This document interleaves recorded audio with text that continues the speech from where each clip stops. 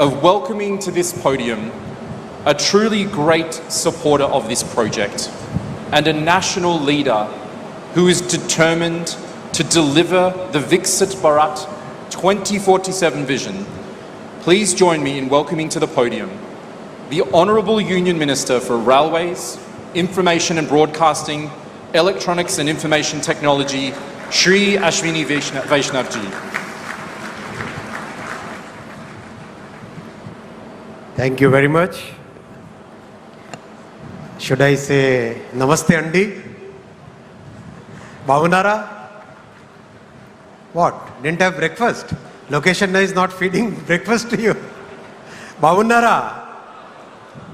Bhavunara? Cannot hear. Visakhapatnam में energy ज़्यादा चाहिए. इतना 1 गीगावाट का एआई डेटा सेंटर बन रहा है और एनर्जी नहीं है. लोकेशन ना पावर सप्लाई स्विच ऑफ किया हुआ है क्या? बाबूनारा? हाँ ऐसे. बाबूनारा? Good. At the outset, I would like to thank Honorable Chief Minister, one of the visionaries that our country is proud of, Shri Nara Chandrababu Naidu ji. He built the Cyberabad, part of Hyderabad, that cyber tower, which became the journey of our IT services. And today he is building the AI data hub here. I think Vishakhapatnam will be called as AI Patnam. What is Vishakhapatnam today? Like Cyberabad, it will become AI Patnam. Such a great initiative you have taken, sir. Congratulations to you and salute to your vision and salute to the vision of our Prime Minister, Shri Narendra Modi ji, who thought so big that when the entire world is moving towards a totally new cycle of technology, he said we should take the lead in this technology, because in the past we missed out many cycles as a country and as a civilization, but now we should not miss out on any cycle of technology.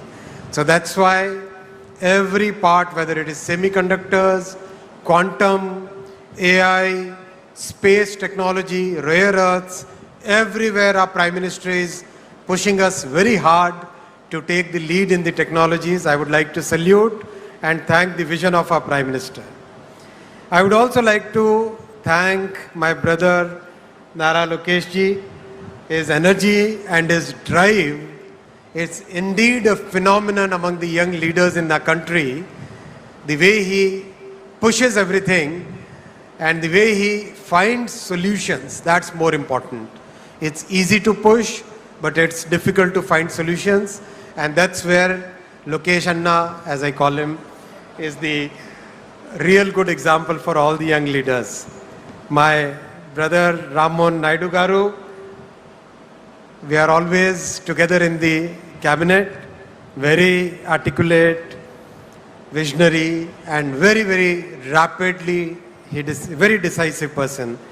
Brother Pemasani Chandrasekhar, again, very articulate person. In the parliament, we always talk that both the TDP ministers are very articulate. They speak very well and they also work very well. That's important. I'll also like to thank Shri Bhupati Raju Srinivas Verma ji, the Honorable MOS for Steel. Thanks to Mrs. Laura Williams, US Consul General, all the Honorable Ministers from the Government of Andhra Pradesh, Honorable MPs, Honorable MLAs, Industry Captains. I'm not taking individual names. Please pardon me for that. Friends, it's indeed a very, very important, significant start that we are doing. What's significant is the very short time frame in which everything has come to this stage today. Within such a short time frame, I still recall that selfie that we took. Sir, you, Honorable Finance Minister, all of us were there. And today we are doing the foundation stone here. And within very short time frame, we'll request our Honorable Prime Minister to come to the inauguration ceremony of this AI Data Hub. That kind of coordination, as Lokesh Anna said, Namo and double engine bullet train, that phenomenon we should have in the coming time so that we can see the completion of this project in record time. And Vikas, you, Jeet Bhai, Karan Bhai, Mr. Mittal, all of you are on perfect timelines now. We are all going to chase you like, right? Good. Friends, I want to make my speech in two parts. Part one will be about AI and IT. Part two will be about railways. I'll try to keep it very short. First part, we became AI, IT services leader in the world. All the initiatives that were taken in 1990s, then in the early 2000s, all the great work done in Bengaluru, in Chennai, Pune, Hyderabad, NCR region, Mumbai, all that work established India as a very trusted IT services leader, as a partner where every company in the world is very comfortable working with. That's a great leap we did, great leadership we could build. What we missed out at that point was manufacturing. Honorable CM sir, we were discussing just now, that missing part was the manufacturing piece, whether it is electronics manufacturing, whether it is semiconductor manufacturing, whether it is server manufacturing, laptop manufacturing, mobile phone manufacturing. That part we really missed out at that point of time. And that was very important because that entire ecosystem requires both software leadership and hardware leadership. And that is what has changed in the last decade. When Honorable Prime Minister Shri Narendra Modi ji started the Make in India program, one of the first things he focused on was electronics manufacturing. And the results are for all of us to see. From practically negligible electronics manufacturing and unheard of electronics exports, today mobile phone has become the single most exported item in our country. Single most exported item. It has already overtaken gems and jewelry, textiles, and in the last year it overtook the petroleum high-speed diesel, and smartphone has become the single biggest exported commodity, exported goods. Electronics as a category has become the third largest exported item, as a third largest export category. And this is just the beginning. We started with the manufacturing of finished products, and that is the way the entire world moves. After the ecosystem got built and a kind of volume started getting assembled in our country, we started looking at the module manufacturing. From modules, we started at the sub-modules. And now we have reached the fourth level, which is the component level. And today we have 71 factories which are either already set up, started manufacturing, or in the process of getting set up to start the manufacturing. Many components, we will be able to meet 75% of our demand, 50% of our domestic requirement, and there will be many components where we will be able to meet 100% of our domestic demand and also become exporters of those components. That is the vision with which Prime Minister Shri Narendra Modi ji is driving us to become a major electronics manufacturing hub in the entire world. And Excellency CG Ma'am, Mrs. Williams, the electronics manufacturing is very important from the geopolitical perspective. In today's world, which is full of geopolitical uncertainty, entire world is looking for a trusted partner where IP rights will be respected, where the security concerns will be met, where you can believe the supply chain is in trusted hands, auditable, properly checked, verifiable. That kind of supply chain, that kind of value chain is possible only in India. And that's why we request all the global users of electronics products to look at India as a major electronics sourcing, development, design and manufacturing hub. Whether it is components, modules, sub-modules or finished products or materials going forward, India will emerge as one of the major trusted supply chain partners for the entire world. And in fact, in the recent FTAs that we had, especially with Europe, electronics supply chain was one of the major drivers of the agreement between India and Europe. Because every part of the world is today looking for a trusted value chain supplier. And now we have added semiconductors to this journey. Out of the 10 plants which have been approved as a part of the semiconductor mission, 2 plants have already started commercial production again in a record time from the beginning in 24. In 2026, we have the commercial production already going on for 2 plants now. Another 2 plants will start commercial production within 2026. And in 2028, we'll have the first commercial fab in Dholera starting its production.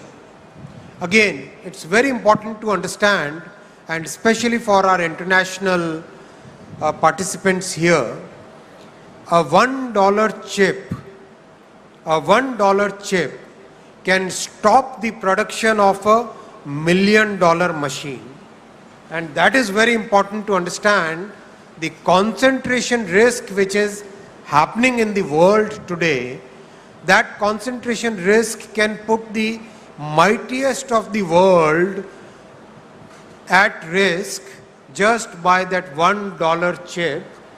So it's very important to make sure that the world has a trusted semiconductor manufacturing country where the IP rights and the value system of democracy, the value system of free speech, those are followed and which are very important for the entire world today. So my request to especially the international visitors here, if you have to take one message away from this meeting, please consider India as your trusted value chain and supply chain partner.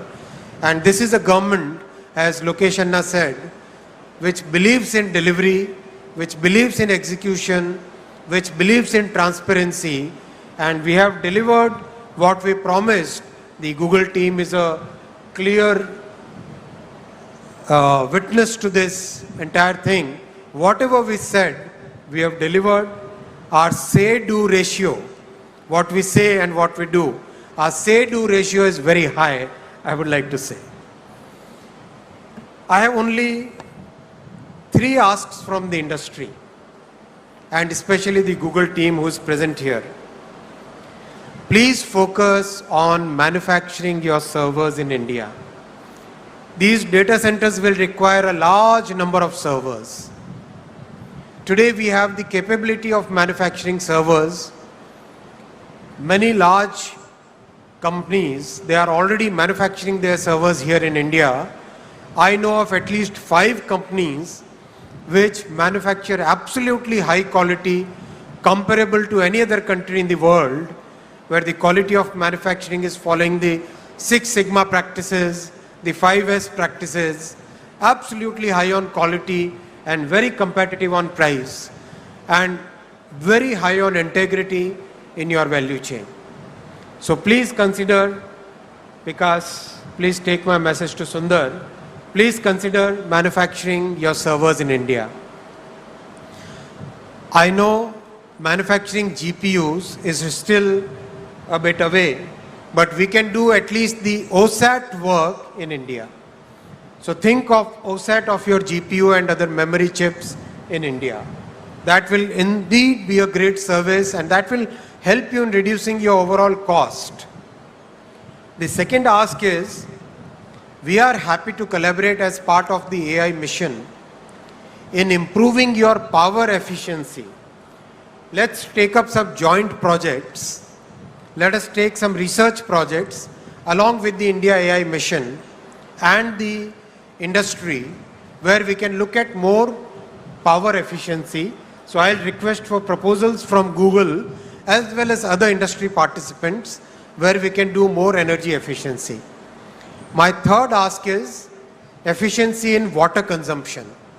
It's a very emotional, very important point from sustainability perspective, that we should try and reduce water consumption. So I'll ask the industry that whatever possible from the government side, we will be fully supporting you in the research, in recycling, in using wastewater, in every which way, whatever you think, we'll be very happy to support you in reducing water consumption, but please make it a mission to reduce water consumption. These are my three asks. I hope the industry will come up to it. I would also like to thank the Google team for the 3 subsea cables which will land here in Visakhapatnam. One cable will go all the way to Australia, then via the Pacific Ocean to the west coast of US. Second one will go Middle East to Europe, then to US. Third one will go around the Cape of Good Hope, the African end, and then go straight to US. So these will be 3 major subsea cables which will give very important infra for our entire journey forward. So thank you, Google, for doing that. That's a big thing for our country. Friends, I'll now come to the second part of my address. I'll talk about the railway projects and especially focusing on Andhra Pradesh here. As you know, this double-engine bullet government, just 10 years ago, the budget which used to come for railway projects was a meager 886 crore for the combined Andhra and Telangana. Should I speak in Hindi, sir? Hindi is okay? Or English? I need to learn Telugu. English? Okay. English. So, the combined budget used to be only 886 crore for Andhra and Telangana combined. And today, because of this double-engine bullet Sarkar, the budget that our Honorable Prime Minister Shri Narendra Modi ji is giving for Andhra Pradesh alone is 10,134 crore. 886 crore for Andhra and Telangana combined, and for Andhra alone 10,134 crore. That is the change which has happened. As Honorable Chief Minister says, our Prime Minister believes in win-win for all. Every state should win. Sabka saath, sabka vikas. Everybody should prosper. And that is the vision with which he is working. And that's why such a good budgetary allocation is there for Andhra Pradesh. Today, Andhra Pradesh has 1,06,000 crore worth of railway projects in Andhra Pradesh. 1 lakh crore rupees worth railway projects which are connecting Andhra Pradesh. Unthinkable in the past. unbelievable in the past. That is what Modi ji has delivered today, and I would like to thank Honorable Shri Chandrababu Naidu ji for providing that support where we are able to deliver those projects on ground for the people. We are reconstructing fully Navanirman 74 stations in Andhra Pradesh. I can read out the entire list, but I'll publish it. 74 stations we are reconstructing. In the history of our country, nobody ever thought of reconstructing old stations. Only our Prime Minister Shri Narendra Modi ji took up this huge work and delivering it on ground. In Andhra Pradesh alone, 832 flyovers and underpasses have been already constructed and 299 are under construction. 1,759 kilometer track already constructed, more than the network of many countries already constructed, and 3,300 kilometer under construction. And Andhra is 100% electrified. Remember those days when 100-kilometer electrification and people would get standing ovation for the railway ministers and for governments and MPs. Our Modi ji has given 100% electrification to Andhra Pradesh. Why don't we give a standing ovation for Modi ji and Honorable CM for giving 100% electrification for Andhra Pradesh's railway network. Thank you. Thank you very much. I'll come to the second point on railways.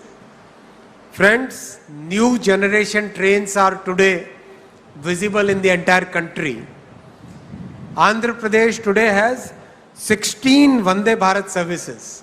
16 Vande Bharat services. How many of you have traveled by Vande Bharat? Great. Like it? How do you say good in Bavunda? Bavunda. Say it, man. Say it loud. Good. And 22 Amrit Bharat services. 22 Amrit Bharat service. And friends, this is just the beginning. Have you seen that video of the Vande Bharat sleeper? So Vande Bharat chair car, version 1, version 2, version 3. Then Vande Bharat sleeper, version 1. When we tested the Vande Bharat sleeper, we put 3 glasses of water and we put 1 glass of water on top of the 3 glasses. And we ran the train at 180 kilometers per hour. 180 kmph, 3 glasses of water and 1 more glass on top of it. All full of water. No Fevicol. No Fevicol, okay? And the water doesn't spill. The entire world has taken note of it.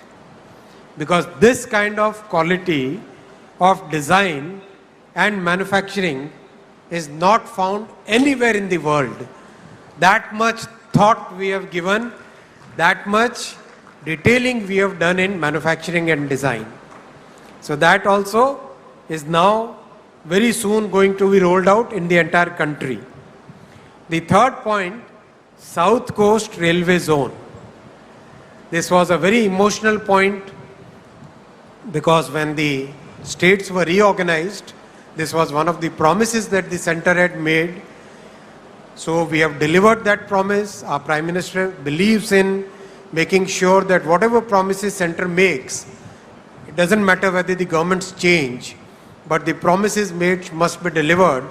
And that's why this entire process is now completed.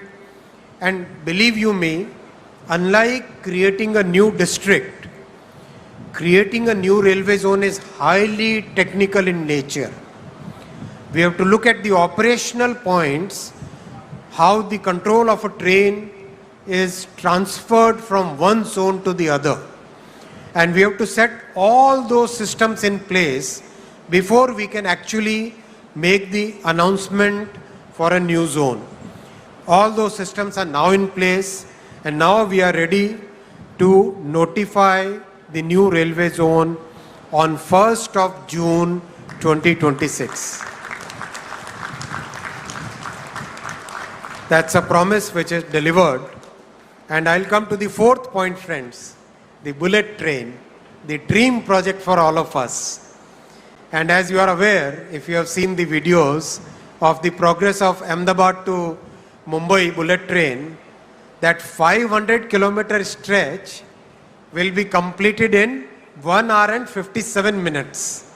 So basically Mumbai, Surat, Vapi, Baroda, Ahmedabad, all those large cities will become one single economic zone, one single economic region. That same magic will now happen in Andhra also. We don't have any young people there. Young people don't clap. Young people have a different way of shout out loud, man. Yes. Yes. That is the way young people will shout. Where is that sound? आज लगता है लोकेश बाबू has done something. He didn't feed anybody. There are two people who are pulling your legs. Loud shout out, come on! That's like Visakhapatnam. One more time. Now I can tell you how much time it will take. Amravati to Hyderabad. Make a guess. When the bullet train comes, make a guess.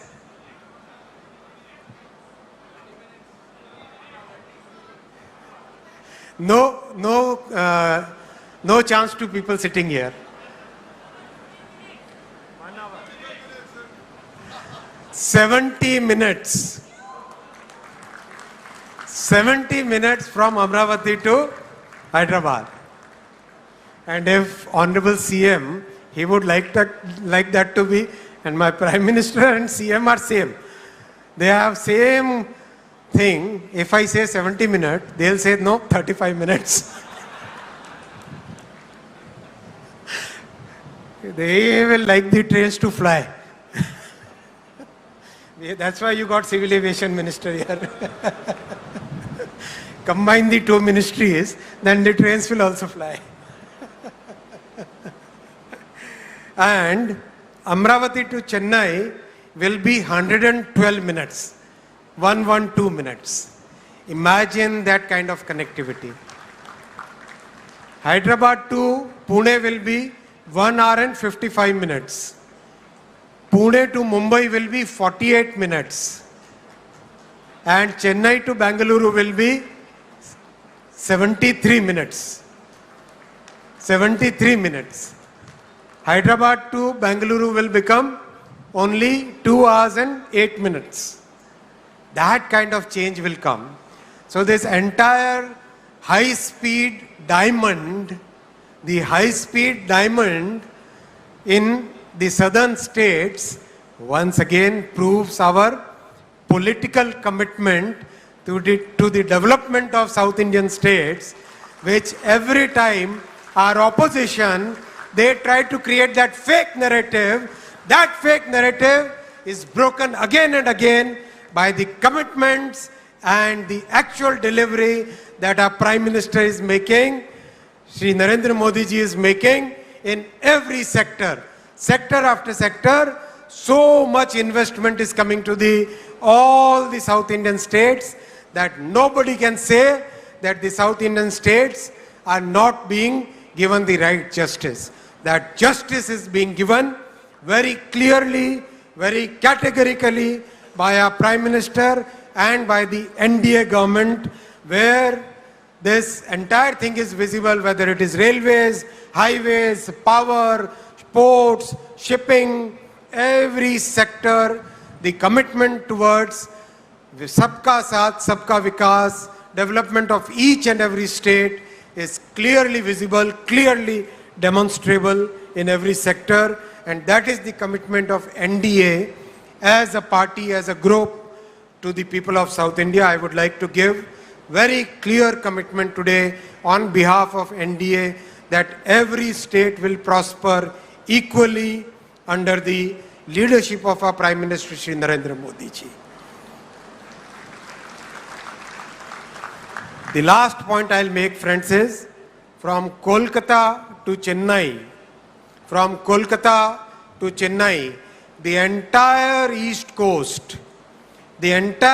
Coast, the railway lines, wherever they are double, they will be made 4-line. Wherever they are double, they will be made 4-line. That's the dream our Prime Minister has now started converting into reality. One by one, the projects are getting sanctioned. You must have seen the recent announcements in the cabinet, and that will totally change entire coastline.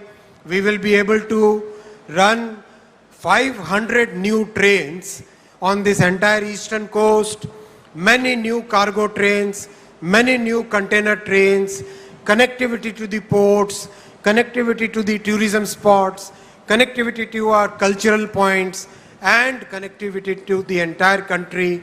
That digital connectivity, friends, that railway connectivity, that entire connectivity in every sector, and especially that connectivity of the hearts, that is what our NDA government brings. Thank you very much. Dhanyavad Andi.